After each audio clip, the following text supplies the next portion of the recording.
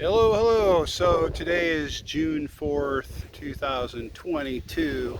I am at my property just walking around with a cold beverage. I want to show you something today. Come on. All right. So, as you can see, this is a flower bed and I brought in these river rocks.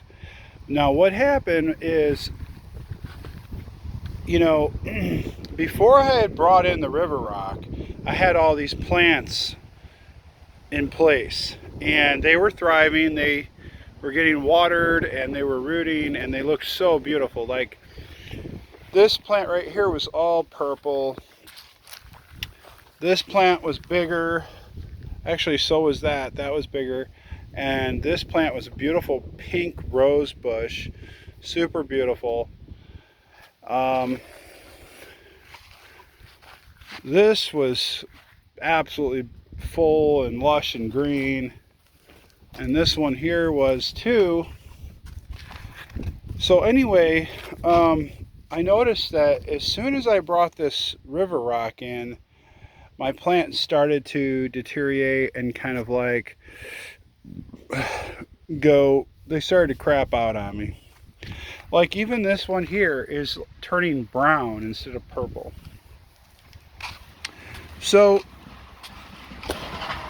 I don't know what the process is for this river rock and what they may have done to it to cause even this plant, which has been, this plant right here has been here for a long time.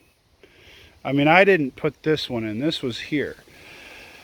Anyway, as you can see, just all dead. I'm hoping that, as the rain and as periodically I water it, I'm hoping that the water will flush out whatever elements that are bad on this rock. I don't know what they did to this rock. I don't know if they put some kind of toxic chemical on it or what. But pretty much, beware of the river rock, because if you do what I did, which was basically I bought all these plants. I spent hundreds of dollars on all these plants, and then I put them in. I put the landscaping cloth fabric down, and I just left it that way, trying to decide whether or not I wanted the river rock or mulch. Actually, these plants right here, these are called Flirt, and they're actually supposed to be purple, red, not green. But you could see that they are brownish green. Maybe you can't see that, but I can. So we'll see. I'm hoping that, if nothing else,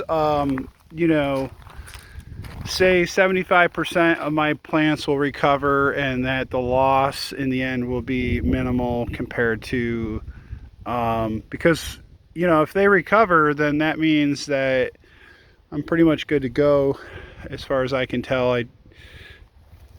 But anyway, it's just such a beautiful day. I can't help but just sort of veg out and hang out here. I did put this little table in. I got this obviously used. This table is probably 30 years old or something. I mean, everything's broken on it. Like the benches are broken, and they're being held up by blocks, but I still really like it. I mean, I only paid 50 bucks for it, and I don't care. I like it. This is actually a little composting pile that I created. Just a pile of manure and kitchen leftovers.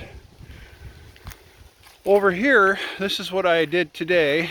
I put in a nice little bluebird house, little cedar bluebird house. Believe it or not, it only cost me $11 or $12 for this. So the benefit of having bluebirds is that they will eat bugs. The bugs that are in your garden. Right now, I currently do not have any powder or insecticides or anything like that. Everything's just growing very naturally. Obviously, the bugs can take over and just wreak havoc on your plants.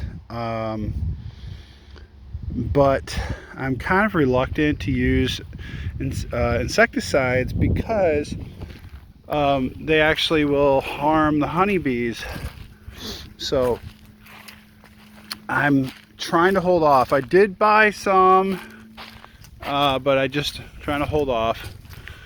But if you do use insecticide, keep in mind that there's honeybees and you don't want to hurt the honeybees. Anyway, this is my place. I absolutely love it. I wish I was nestled into the mountains, backed up to a lake, but I'm not. It is what it is. And for what I got this place for, and basically the neighborhood, I mean, check this neighborhood out. It's just beautiful. Absolutely beautiful. If you go down this road, there's there's about 3 houses on your left, 3 houses on your right, a few houses in the back, but it's basically a dead-end street. And the only people that really come down here is the mailman and the folks that live here. So very peaceful. I did put this fence up. Now right here, this is a crepe myrtle. There's all these crepe myrtles over here. The beautiful thing about these crepe myrtles is when you cut them back, like cut it about like right there in the middle of the screen, you cut that back, later they will just bloom like crazy. So kind of like azaleas. So here is my fence. It's a privacy fence. Gives me a little privacy in the backyard, which is very needed. I will eventually remove this and set it up to be utilized in case we have a SHIT situation. I'll be able to dry my clothes. I am working on trying to get a way to wash my clothes. Have this little wooded area in here, which is nice.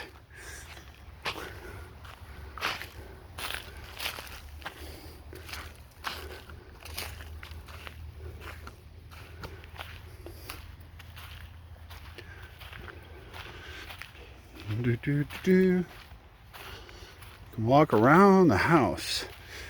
So I made these 2 trails. When I first got here, there was no trails or anything.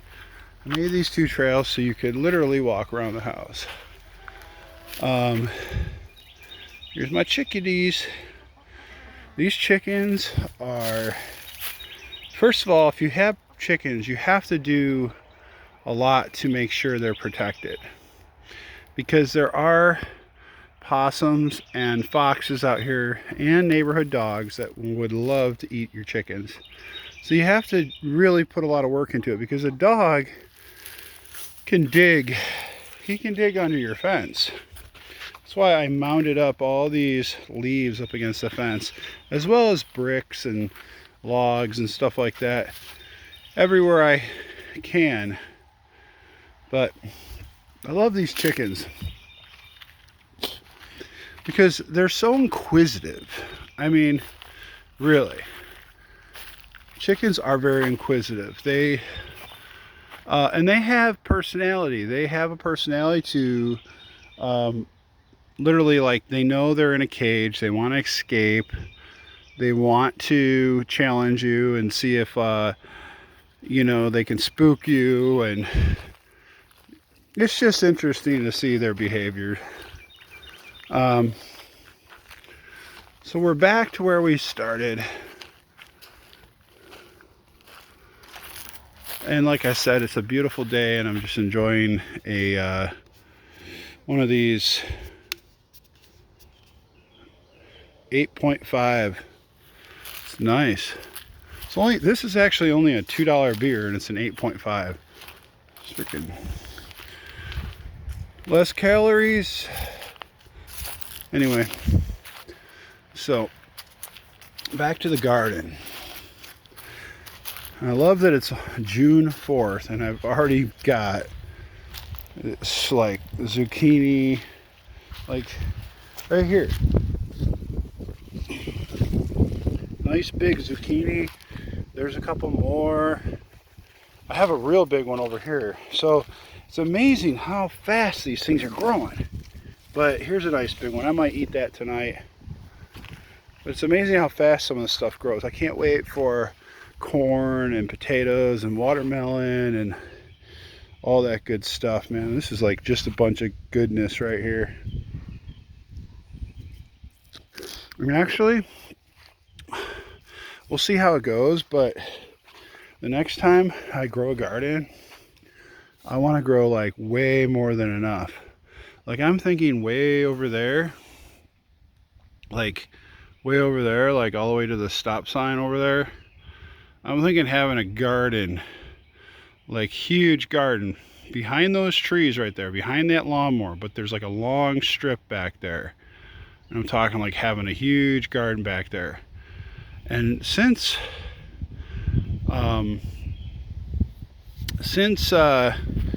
you know, it'll probably be way more than I can eat, I should sell some. But look at this. I want to show you this plant.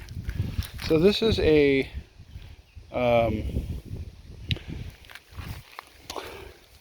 this is squash or something. I don't know what the heck this is. I can't wait to find out. But it's huge, and it's just branching out.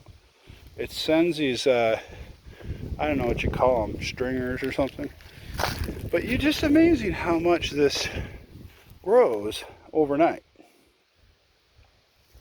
Right now it's a very healthy garden. These potatoes are going to be ready when the plant starts giving up its life. Because the plant is basically saying to you, hey, we're all done here. Now, there's these bugs. Look at it. He's shaking like a leaf. But this bug right here, I'm gonna get these bugs